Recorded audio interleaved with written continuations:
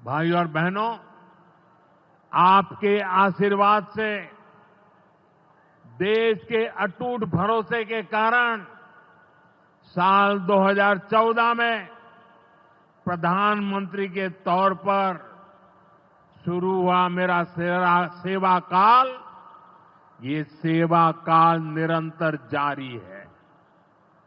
इतने वर्षों में हमारी सरकार पर भ्रष्टाचार का एक भी दाग नहीं लगा। जबकि आजादी के बाद कांग्रेस की सरकारें जो 60-65 साल तक सरकार में रही है, उनके भ्रष्टाचार की लंबी लिस्ट है। आरजेडी का भ्रष्टाचार तो बिहार का बच्चा बच्चा जानता है। मेरा साफ मानना है कि भ्रष्टाचार के विरुद्ध लड़ाई को अगर अंजाम तक पहुंचाना है तो कोई भी कार्रवाई के दायरे से बाहर नहीं होना चाहिए। आप सोचिए, आज कानून है कि अगर किसी छोटे सरकारी कर्मचारी को 50 घंटे तक हिरासत में रख दिया तो अपने आप वो सस्पेंड हो जाता है। ड्राइवर हो, छोटा क्लार्क हो, प्यून हो, उसकी जिंदगी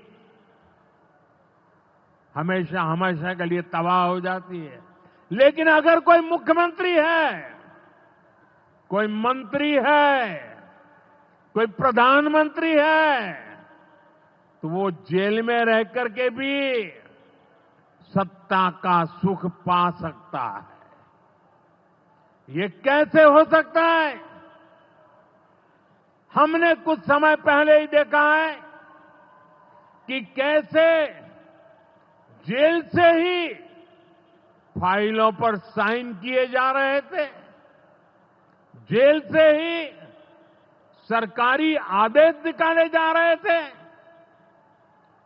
नेताओं का अगर यही रवैया रहेगा तो ऐसे भ्रष्टाचार के विरुद्ध लड़ाई कैसे लड़ी जा सकती है?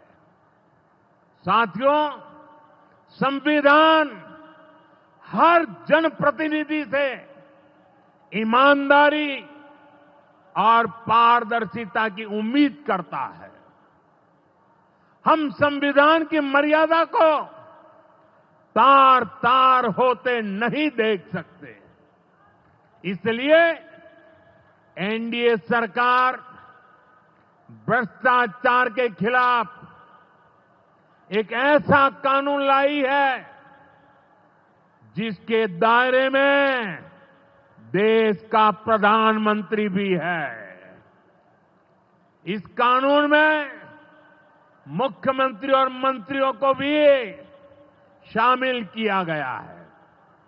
जब ये कानून बन जाएगा तो प्रधानमंत्री हो या मुख्यमंत्री या फिर कोई भी मंत्री, उसे गिरफ्तारी के 30 दिन के अंदर जमानत लेनी होगी और अगर जमानत नहीं मिली तो 31वें दिन उसे कुर्सी छोड़नी पड़ेगी।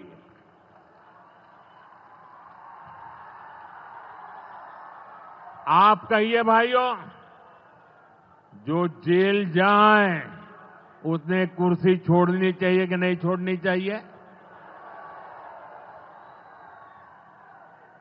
क्या वो कुर्सी पर बैठे रह सकता है क्या? क्या वो सरकारी फाइलों पे साइन कर सकता है क्या?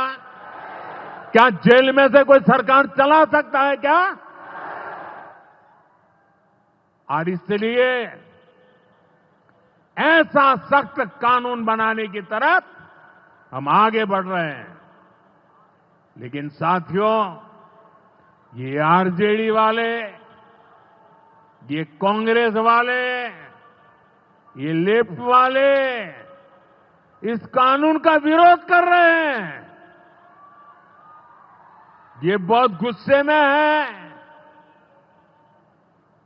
और कौन नहीं जानता उनको किस बात का डर है।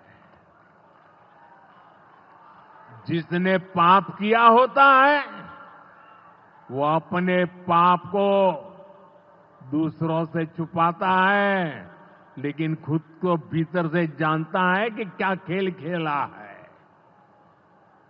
इन सब का भी यही हिसाब है। ये आरजेडी और कांग्रेस वाले कोई बेल पर बाहर है, कोई रेल के खेल में अदालत के चक्कर लगा रहा है, और जो जमानत पे बाहर घूम रहे हैं भी आज इस कानून का विरोध कर रहे हैं।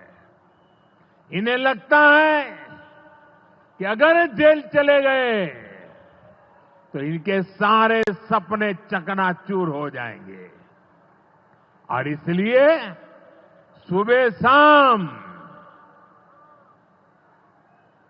ये लोग मोदी को भांति भांति की गाली दे रहे हैं, और इतने बौखलाए हुए हैं कि इस जनहित के कानून का विरोध कर रहे हैं।